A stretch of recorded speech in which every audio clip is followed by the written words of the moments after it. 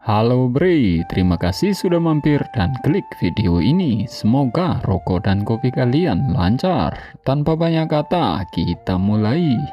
Di part terakhir di mana MC yang menamai sebuah lukisan dan membuat lukisan itu menjadi lukisan per level 7. Lukisan itu seketika mengeluarkan makhluk spiritual yang berterbangan di tempat lelang.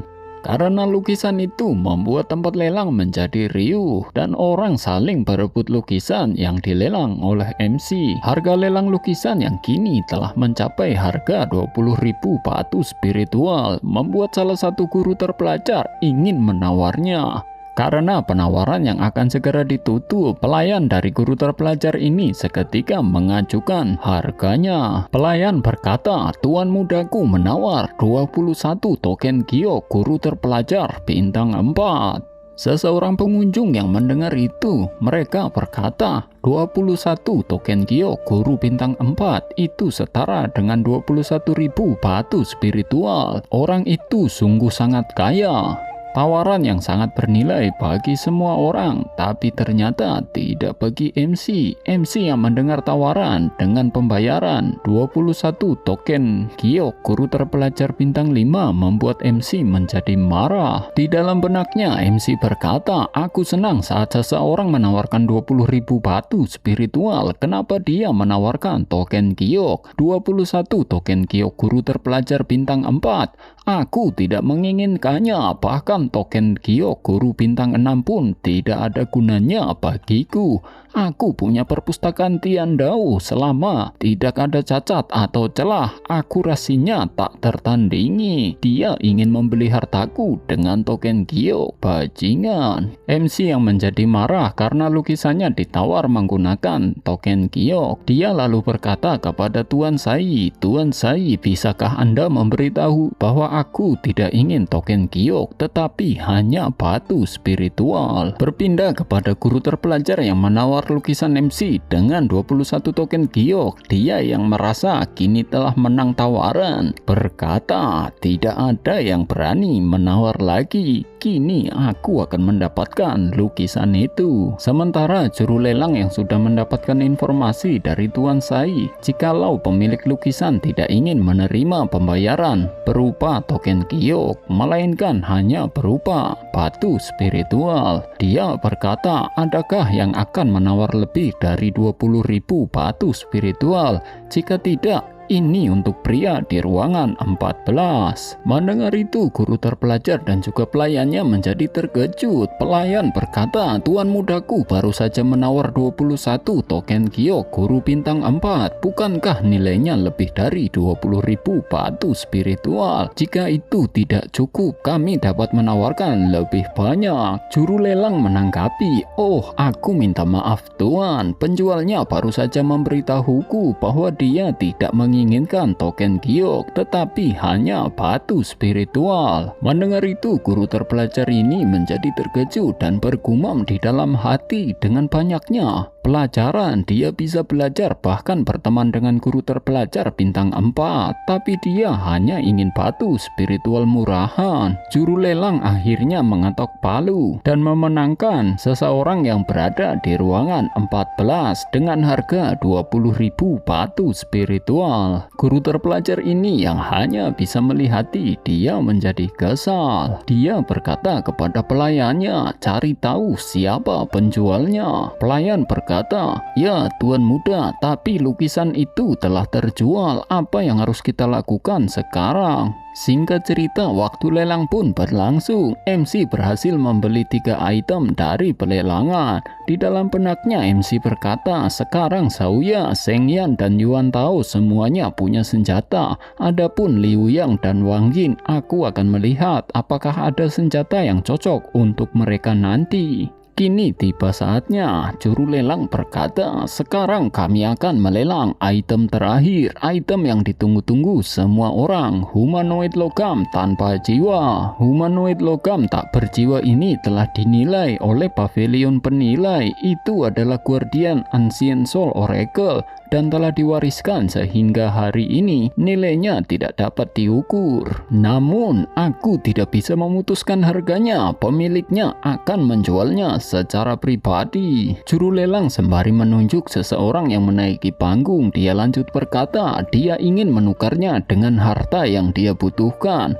Sekarang mari kita sambut penjualnya. MC yang melihat pemilik humanoid logam, dia melihatnya dengan mata wawasan dan berkata di dalam hati, lelaki tua ini tampaknya telah mencapai puncak level 2 dari tahap sains. Tapi dia sakit. Beberapa permasalahannya tampak sangat tidak terkoordinasi dari sudut pandang manapun. Setelah pemilik boneka tanpa jiwa berada di atas panggung, juru lelang lanjut berkata, harap dengarkan apa yang diinginkan penjual. Apakah Anda atau keluarga Anda yang memilikinya? Selama Anda dapat membawa apapun yang dia butuhkan dalam 1 hari, Anda dapat menawarkan harganya. Pemilik boneka berkata, apa yang aku inginkan sangat sederhana. Kalian dapat berbicara dengan bebas. Beritahu aku harta karun yang bisa kalian bawa ke sini dalam sehari. Jika kalian bisa memuaskanku, aku akan menukar humanoid logam tak berjiwa itu dengan harta kalian. Guru terpelajar yang mendengar itu, dia berkata, menarik. Dia menginginkan sesuatu yang sangat berharga. Sembari tersenyum, dia lanjut berkata,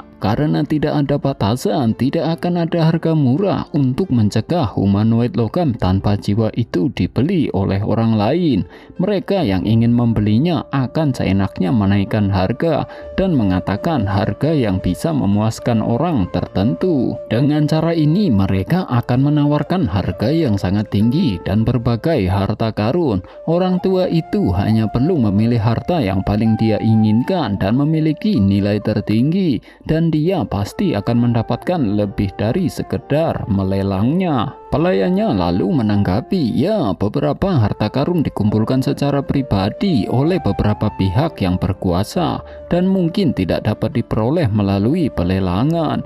Jika kekuatan ini tidak mau mengambil harta itu, banyak orang yang tidak akan pernah melihatnya. Sementara di tempat MC, Nona Zhao berkata, sungguh pria yang sombong. Meskipun humanoid logam tak berjiwa itu berharga, itu hanyalah boneka yang sudah mati bertahun-tahun. Tidak ada yang tahu apakah itu masih bisa digunakan. Mereka yang ingin membelinya hanya ingin mengamati keterampilan Ancient Soul Oracle. Menurutku tidak banyak orang yang benar-benar menginginkannya. Sementara Tuan Sai berkata, kamu salah. Sebenarnya mereka ingin membeli humanoid logam tanpa jiwa untuk mendapatkan warisan Soul Oracle. Aku sudah menilai humanoid logam tak berjiwa ini, meski sudah lama dibuat, namun tetap terpelihara dengan baik. Jika seseorang dapat mempelajarinya dengan cermat, dia mungkin menemukan cara untuk mengkloningnya. Meskipun itu hanya sebagian dari kemampuan Soul Oracle, seseorang dapat menghasilkan banyak uang begitu dia menemukan cara untuk mengkloningnya. Nona Zhao bertanya, lalu bagaimana jika dia bisa melakukannya? Adakah yang ingin membuat ini dari orang yang masih hidup? Tuan Sai menjawab,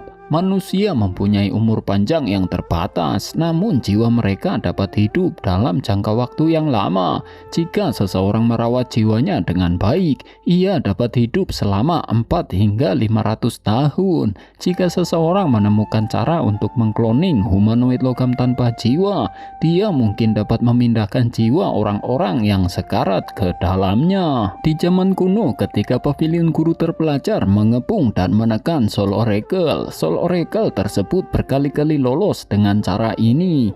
Nona Zhao berkata, memindahkan jiwa ke makhluk humanoid logam tanpa jiwa agar mereka tetap hidup. Di dalam benaknya berkata, meskipun aku banyak membaca buku, ini pertama kalinya aku mendengar hal ini. Tuan Sai menjawab, benar, aku mengetahui hal ini setelah mengetahui harta karun ini adalah humanoid logam tanpa jiwa dan membaca banyak buku yang terkait. MC berkata, jika demikian banyak orang akan berusaha sekuat tenaga untuk mendapatkan humanoid logam tanpa jiwa, khususnya orang-orang lanjut usia yang sekarat. Jika mereka bisa hidup beberapa tahun lagi, mereka akan bersedia membayar semua biayanya. Sementara di tempat lelang, seseorang sembari menunjukkan sebuah harta karun yang berbentuk payung. Dia berkata, Dubi Umbrella adalah senjata spiritual menengah yang disempurnakan dengan mengacu pada dupi-dupi yang lebih besar, berisi formasi rahasia sehingga dapat digunakan untuk menyerang dan bertahan. Seseorang menyela dan berkata, dupi umbrella memang luar biasa, tapi itu tidak cukup bagus untuk ditukar dengan humanoid logam tanpa jiwa. Tuan, sepertinya Anda lemah dan kondisinya kurang sehat. Bagaimana kalau aku menukar gingseng darahku yang berumur ribuan tahun dengan humanoid? Hal ini dapat menjamin seseorang akan hidup beberapa tahun lebih lama meskipun berada di ambang kematian. Seseorang menyela lagi dan berkata, aku merekomendasikanmu ini pil spiritual kelas 4 tertinggi. Selama Anda meminumnya, umur Anda pasti akan diperpanjang belasan tahun tanpa efek samping apapun. Ini jauh lebih baik daripada gingseng darah. Sementara orang lainnya yang tidak bisa menawar, mereka hanya bisa terkagum. Mereka berkata, itu adalah pemimpin Serikat Alkemis. Orang lainnya menjawab, itulah pil pemanjang hidup yang bisa memperpanjang umur belasan tahun. Meskipun itu adalah pil kelas 4, itu hanya dapat disempurnakan oleh alkemis bintang 5. Betapa murah hatinya dia. Seseorang menggebrak meja, dia menawar, berikut ini adalah beberapa teknik pengembangan spiritual. Orang-orang dari konstitusi manapun dapat mempraktikannya dan meningkatkan basis kultivasi mereka secara signifikan. Hanya tingkat kultivasi yang tinggi yang dapat menjamin umur panjang. Singkat cerita, suasana lelang menjadi riuh dan banyak sekali orang yang menawar dengan harta karun mereka masing-masing. Pemilik boneka lalu berkata, baiklah semuanya, semua harta karun kalian sangat berharga, tapi sayangnya aku tidak menginginkan satupun dari mereka. Mendengar itu, seseorang berkata, jika Anda tidak menginginkannya, apa yang Anda inginkan? Kenapa tidak menyebutkan harta karun yang Anda butuhkan? Dengan begitu, siapapun yang memilikinya akan beruntung mendapatkan humanoid tersebut. Jangan biarkan kami terus menebak-nebak.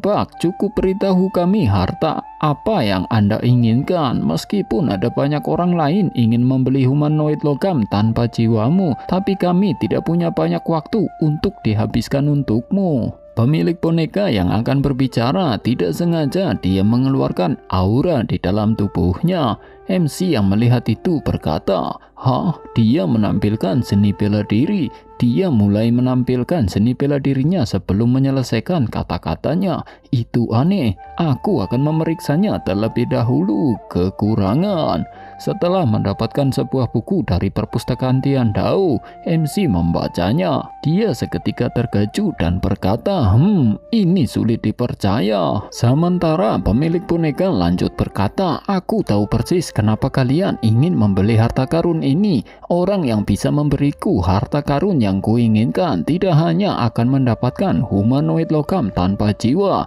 tetapi juga mengetahui lokasi di mana harta karun itu digali untuk menjelajahi rahasia Soul Oracle. Mendengar itu, seseorang pengunjung berkata, dikatakan bahwa humanoid logam tanpa jiwa adalah pengikut setia Soul Oracle, tidak pernah meninggalkannya. Bahkan setelah kematiannya, humanoid itu akan dikuburkan di samping Soul Oracle. Bukankah itu berarti lokasi di mana humanoid itu digali juga merupakan kuburan Soul Oracle? Orang lainnya berkata, warisan Soul Oracle telah hilang sejak mereka dimusnahkan oleh pavilion guru terpelajar. Belum lagi keuntungan mendapatkan warisan, bahkan pengetahuan dangkal tentang profesi ini pun bisa mendongkrak status kita. Orang lainnya berkata, yang terpenting Ancient Soul Oracle adalah profesi yang berhubungan dengan jiwa, sehingga dikenali sebagai profesi paling menguntungkan di dunia ini. Menjadi penilai akan jauh lebih rendah. Pasti ada banyak sekali kekayaan di kuburan Soul Oracle. Orang lainnya menjawab, kau benar, jika seseorang bisa pergi ke sana, mereka pasti akan menghasilkan banyak uang. Mendengar itu, semua orang menjadi riuh kembali dan menawarkan harta karun mereka masing-masing masing-masing kembali. Seseorang menawar dengan pohon 1000 daun. Pemilik boneka berkata, "Maaf, aku tidak tertarik pada pohon 1000 daun. Sudah kukatakan sebelumnya, aku akan menukarkan humanoid itu dengan harta karunmu selama itu menarik minatku. Maksudku bukan semakin mahal hartamu, itu tidak berarti semakin baik." Orang lainnya menjadi kesal. "Menarik bagimu? Hah, orang ini pasti ada di sini untuk membuat masalah. Kenapa aula lelang membiarkan hal itu terjadi? Padahal ini barter, bukan lelang." Juru lelang berkata, "Dia di sini bukan untuk membuat masalah dan dia telah membayar kami 5.000 batu spiritual. Oleh karena itu, kami tidak akan kehilangan uang, tidak peduli bagaimanapun dia menjual hartanya." Guru terpelajar yang bernama Song Chao ini berkata, "Dia di sini bukan untuk membuat masalah, tapi dia bahkan tidak menginginkan pohon 1000 daun. Ini menarik." Pelayannya bertanya, "Tuan muda, sepertinya dia tidak sabar untuk menjual hartanya dengan harga lebih tinggi." Guru Song menjawab, "Apapun yang dia inginkan, dia tidak akan bisa menolaknya." Guru Song sembari memegangi sebuah token di tangannya, dia berkata, "Dia bahkan tidak menginginkan pohon 1000 daun. Aku tidak tahu apa yang menarik baginya kecuali ini." Pelayannya berkata, "Tuan, ini sangat berharga. Apakah kau yakin?" Guru Song menjawab, "Kau bisa langsung menemui guruku jika ada masalah barang. Itu tidak boleh terlewat." Pelayan Guru Song seketika berteriak dan menawar token giok untuk pelajaran guru terpelajar bintang 5 setengah langkah. MC yang baru mendengar token giok bintang 5,5 langkah, dia menjadi bertanya-tanya. Nona Zhao menjawab, "Ketika seseorang guru terpelajar mencapai level bintang 4, akan lebih sulit bagi mereka untuk naik level. Jadi banyak dari mereka yang terjebak di puncak level bintang 4 dan tidak dapat membuat terobosan apapun. Kemampuan mereka telah melampaui guru bintang 4 dari waktu ke waktu, namun masih gagal mencapai tahap bintang 5.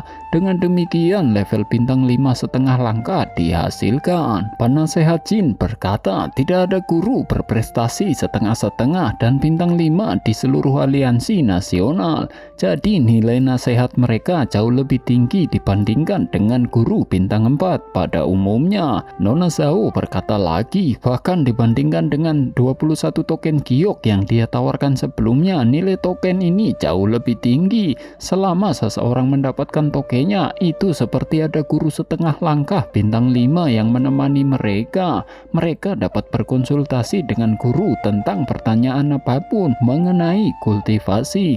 Meskipun token tersebut hanya merupakan barang sekali pakai, namun nilainya masih tidak dapat diperkirakan." Pemilik boneka berkata, "Baiklah, aku terima." Guru Song sembari tersenyum, dia berkata, "Begitulah seharusnya. Aku sudah mengeluarkan barang ini, tidak ada yang bisa mengatakan tidak padanya." MC yang sedari tadi melihati, dia akhirnya berbicara, "Jangan terburu-buru membuat kesepakatan. Aku belum mengajukan tawaranku. Aku tidak bisa mengukur nilainya karena tawaranku hanya sekedar janji. Aku bisa membantumu. Aku bisa membuatmu keluar." Pemilik boneka yang mendengar ucapan MC, dia menjadi terkejut. Sementara orang-orang yang hadir di pelelangan, mereka pun menjadi bertanya-tanya, "Keluar? Apa yang terjadi? Apa dia menyiratkan sesuatu? Siapa dia sebenarnya? Apa dia menyukai hal semacam itu? Astaga, itu menjijikan. Bukankah dia laki-laki?" Sementara Guru Song yang menjadi terkejut mendengar penawaran yang diberikan oleh MC, di dalam benaknya berkata, "Apa-apaan itu? Token Gyoku tak ternilai harganya. Itu bahkan sebanding dengan senjata spiritual. Aku tidak keberatan dengan tawaran normal asalkan persaingannya seimbang. Hasilnya tergantung pada nilai barang yang kita tawarkan. Tapi dia berjanji untuk membantunya keluar."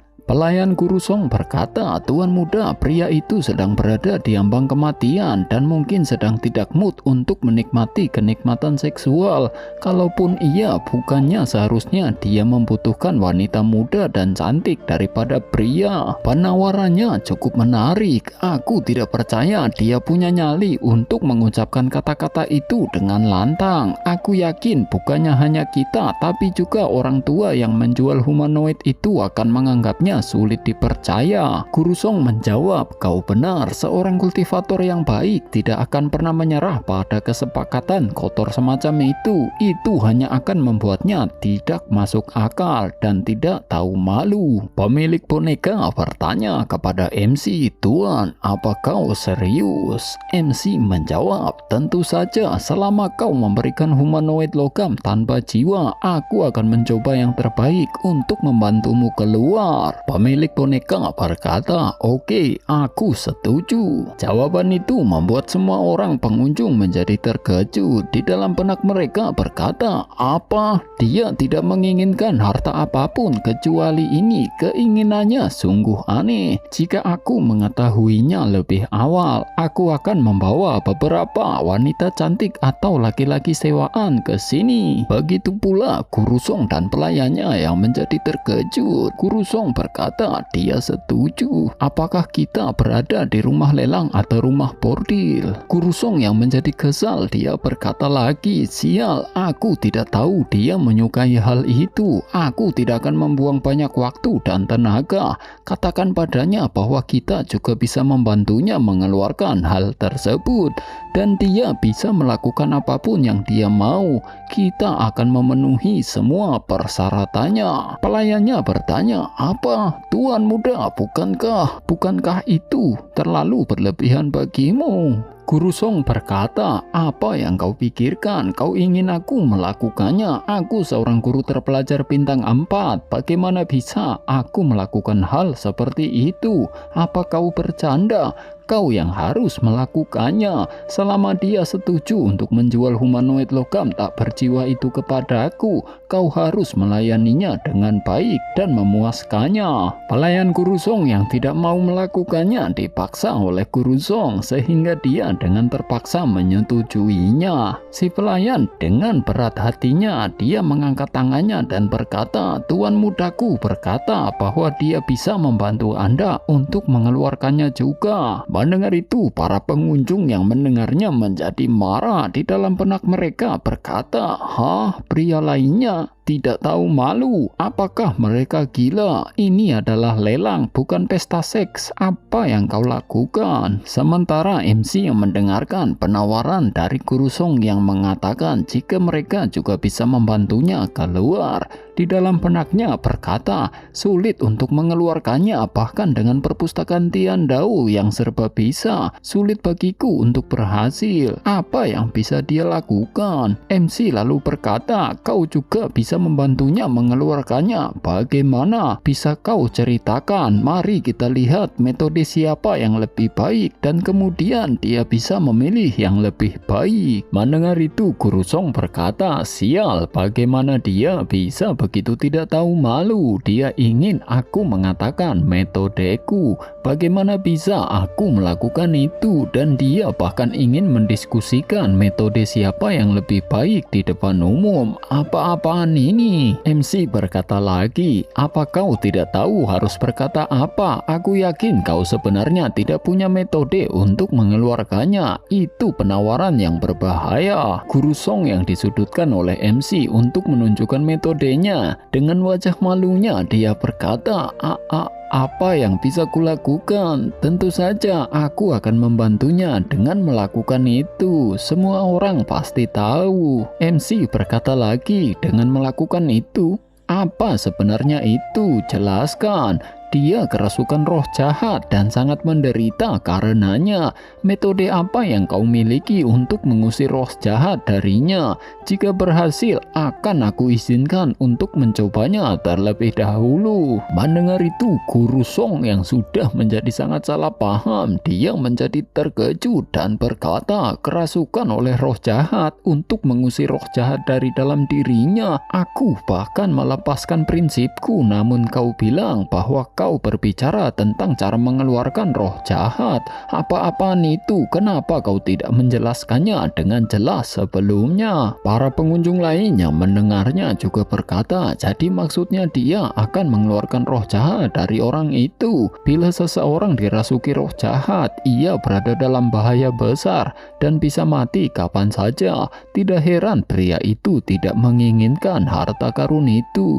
Dia menginginkan metode menghilangkan roh jahat, tapi kenapa dia tidak menyebutkannya secara langsung? Guru Song berkata, sepengetahuanku roh jahat dapat melukai jiwa seseorang bila orang tersebut kerasukan. Kau baru saja bilang kau bisa mengeluarkannya. Apakah kau mahir dalam menyembuhkan jiwa yang rusak? MC menjawab, dirasuki roh jahat seperti diganggu oleh sesuatu yang sangat beracun. Jika roh jahat menyatu dengan jiwa, aku tidak bisa berbuat apa-apa. Namun sekarang aku sudah mengetahui masalahnya dan bisa menjelaskannya dengan jelas. Aku pasti bisa menyelesaikannya. Baiklah, berikan aku humanoid logam tanpa jiwa dan aku akan membantumu menyelesaikan masalahmu. Ada begitu banyak orang di sini, jadi aku tidak bisa menjelaskannya secara detail. Pemilik boneka berkata, baiklah, terima kasih telah menawar humanoid logam tanpa jiwa. Aku telah menemukan pembeli dan memutuskan untuk menjualnya kepadanya. Aku benar-benar minta maaf. Guru Song yang menjadi marah, dia berkata kepada pelayannya, cari tahu siapa yang ada di kamar itu. Aku harus mengetahui identitas pembeli sebelum mengambil keputusan. Berpindah di suatu ruangan di mana pemilik boneka telah menyerahkan bonekanya kepada MC. Dia lalu berkata, tolong bantu aku memecahkan masalahku. MC kemudian meminta penasehat jin dan juga Tuan Sai untuk membantunya. Penasehat jin dan juga Tuan Sai yang dimintai bantuan oleh MC, mereka berdua secara bersamaan mengeluarkan kekuatan mereka untuk menciptakan barrier. Pemilik boneka yang sudah terkurung oleh barrier, dia seketika menjadi panik dan berkata kepada MC, apa yang sedang coba kau lakukan? MC menjawab, Anda memintaku untuk membantumu mengeluarkan roh jahat dari dalam dirimu. Bagaimana aku bisa melakukannya jika aku tidak menekanmu? MC kemudian mengambil ancang-ancang dan cerot, bak, buk, bak, buk. MC memukuli pemilik boneka tanpa henti hingga membuatnya babak belur. Pemilik boneka yang dipukuli oleh MC, dia menjadi marah dan berkata, akan kubunuh kau. MC menjawab, membunuhmu? Kau ingin aku membunuh orang itu untukmu, bukan? Kenapa aku ingin membunuhmu sekarang? Pemilik boneka berkata, apa yang kau bicarakan? Aku tidak mengerti maksudmu. MC menjawab, kau tidak tahu, kau merasuki tubuhnya dan ingin menghancurkan jiwanya. Sekarang kau bilang padaku, kau tidak mengerti maksudku. Penasehat jin dan Tuan Sai yang menjadi terkejut. Di dalam benaknya berkata, merasuki tubuh orang lain adalah teknik khusus Soul Oracle yang juga dikenal sebagai hidup kembali dalam tubuh yang berbeda. Mungkinkah dia? MC lalu berkata, jangan khawatir semuanya, dia belum memiliki tubuh itu sepenuhnya. Kalau dia berhasil, masalahnya akan jadi kerasukan roh jahat dan aku tidak akan bisa menyelesaikannya. Pemilik boneka berkata, kau jangan bicara omong kosong, tubuh ini milikku. Aku dirasuki roh jahat dan tidak bisa mengatasinya. MC menjawab, kau dirasuki? Aku tidak tahu bagaimana kau menekan jiwanya, namun aku bisa melihat apa yang terjadi.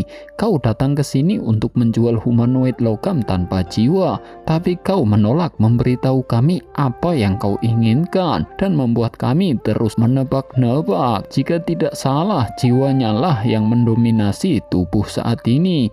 Itu bukan karena dia tidak ingin mengutarakan keinginannya, tapi karena kau menekannya dan membuatnya tidak mampu melakukannya. Karena pertanyaan semua orang, dia menjadi gelisah dan kau mengambil kesempatan untuk menduduki tubuhnya.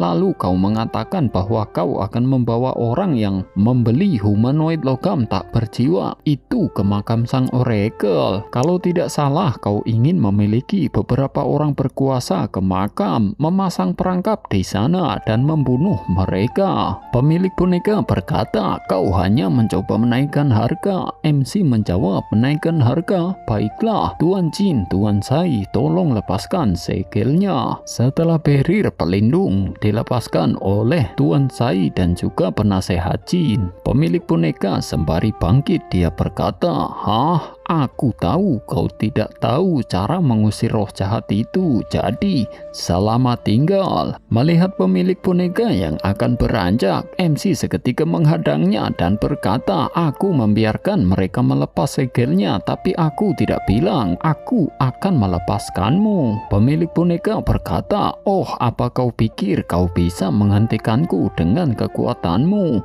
MC berkata, ya mari kita coba. Pemilik boneka mendengar itu dia seketika melancarkan serangannya sembari berkata, kau hanya mencari kematian. Namun pukulannya sangat mudah dihindari oleh MC dan bang, MC menendang pemilik boneka. MC berkata, bagaimana perasaanmu? Terkejut bukan? Tuan Sai yang terkejut, dia bergumam, orang tua itu telah mencapai puncak tahap Sain level 2 dan dia menunjukkan kekuatan yang sangat besar saat dia disegel. Kenapa dia tiba-tiba menjadi begitu lama? Penasehat Jin berkata, ya kekuatan paling banyak hanya berada pada awal level 1 dari tahap Sain, tapi basis kultivasinya sebenarnya berada di puncak level 2 tahap Sain. MC lanjut berkata, apa kau mendengarnya? Semua orang yang hadir sudah mengetahui identitas aslimu, apalagi yang ingin kau katakan? Pemilik boneka berkata, aku terluka dan tidak bisa mengerahkan seluruh kekuatanku.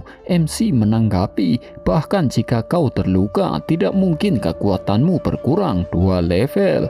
Biasanya ada kesenjangan antara kekuatan orang sepertimu yang merasuki tubuh seseorang dan pemilik aslinya. Jika tebakanku benar, yang terakhir berada di puncak level 2 dari tahap Sain, tapi kau hanya berada di awal level 1 dari tahap Sain. Kau merasuki tubuhnya namun kau belum beradaptasi dengannya. Lagi pula aku baru saja menghajarmu. Jiwamu dan tubuhmu itu hampir tidak bisa menahannya. Bahkan jika kau bisa mengendalikannya, kau tidak bisa menggunakan kekuatannya. Itu sebabnya kau menjadi lemah. Tidak perlu lagi bicara, aku bilang kau dirasuki roh jahat. Bukannya fakta, hanya untuk menghilangkan kekhawatiranmu. Kamu pikir ini adalah kesempatan bagus bagimu untuk memanfaatkanku, untuk melenyapkan jiwa yang bersaing denganmu, benar bukan? Pemilik boneka menjawab, karena kau sudah mengetahuinya, aku akan berhenti berpura-pura. Ya, aku merasuki tubuh pria ini. MC berkata lagi, aku memang benar, aku senang kau mengakuinya. Sebenarnya aku hanya menebak-nebak. Jika kau tidak mengakuinya, aku akan berpikir aku salah. Pemilik boneka yang kini menjadi kesal, dia berkata, jangan terlalu bangga, aku mendominasi tubuh ini sekarang,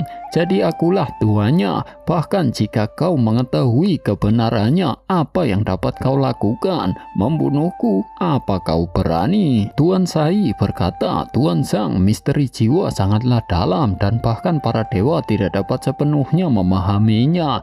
Dia mendominasi tubuh itu sekarang, dan jika jiwa lain bisa bangun, kita akan jadi membunuh. Tolong berpikir 2 kali sebelum melakukan apapun. Pemilik boneka berkata, begitu banyak orang menyaksikanku berdagang denganmu. Jika sesuatu yang buruk terjadi padaku, pavilion penilai dan rumah lelang akan membayarnya.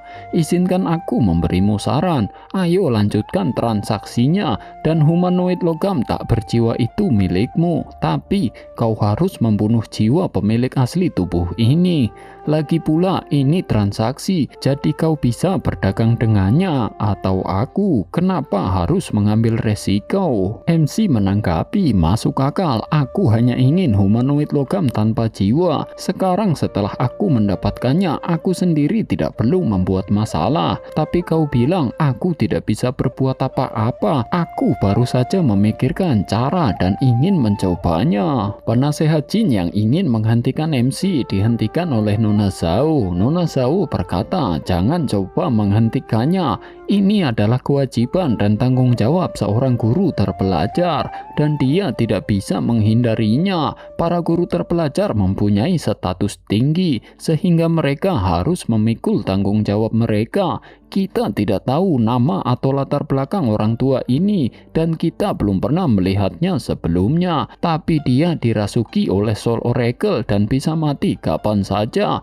Sebagai guru terpelajar, jika Tuan Zhang menutup mata terhadap hal ini, bagaimana dia bisa membimbing murid-muridnya atau bahkan orang lain di masa depan? Orang yang tulus akan ditaati meskipun tidak ada perintah yang diberikan. Orang yang tidak tulus tidak akan ditaati meskipun ada perintah yang diberikan. Mari kita lihat apa yang akan Tuan Zhang Zuan lakukan. MC sembari mengeluarkan jarum dari dalam kantong bajunya. Dia berkata, aku hanya ingin mengeluarkanmu dari tubuh itu bukan milikmu, jadi kau tidak berhak memilikinya. Melihat MC mengeluarkan jarum, pemilik boneka berkata, jarum perak, kau ingin berurusan dengan jiwa menggunakan itu. Karena kau tidak tahu tentang kepemilikan jiwa, izinkan aku memberitahumu bahwa jarum perak tidak berpengaruh pada jiwa. MC seketika melemparkan jarum di tangannya dan menancap di tubuh pemilik boneka.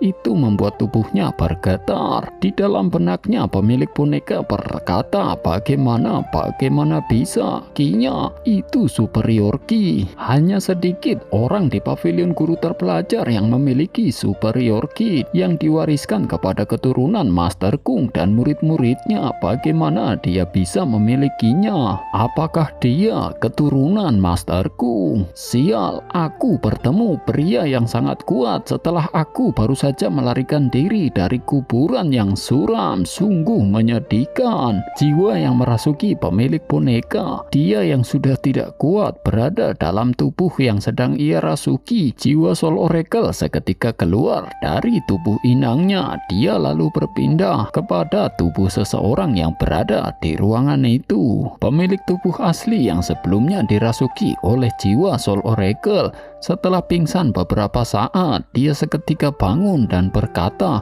aku mendapatkan tubuhku kembali. MC berkata, bagaimana perasaanmu? Apakah kau sudah mendapatkan kendali atas tubuhmu? Orang itu seketika memberi hormat kepada MC dan berkata, aku Luo Zhu, seorang kultivator lepas. Meskipun aku ditekan oleh jiwa yang merasuki tubuhku, aku tahu apa yang terjadi di luar. Terima kasih banyak telah menyelamatkan hidupku, Tuan Zhang. Pelayan San Qian tiba-tiba bersin, membuat Tuan Luo Zhu berkata, oh tidak, jiwa itu merasuki tubuhnya. Saat dia merasuki tubuhku, tiba-tiba aku merasa kedinginan dan bersin. Seniman bela diri seperti kita menyempurnakan tubuh kita dengan ki, sehingga kita hampir tidak sakit. Dalam keadaan normal, kita tidak akan bersin. Pelayan San Qian yang tidak merasa apa-apa di tubuhnya, dia bertanya, dirasuki? Aku dirasuki olehnya. Apa itu benar? Tuan Luo Zhu berkata, jiwa itu sangat licik. Dia tahu jika dia secara paksa menempati tubuh seseorang, dia akan diusir oleh Tuan Zhang.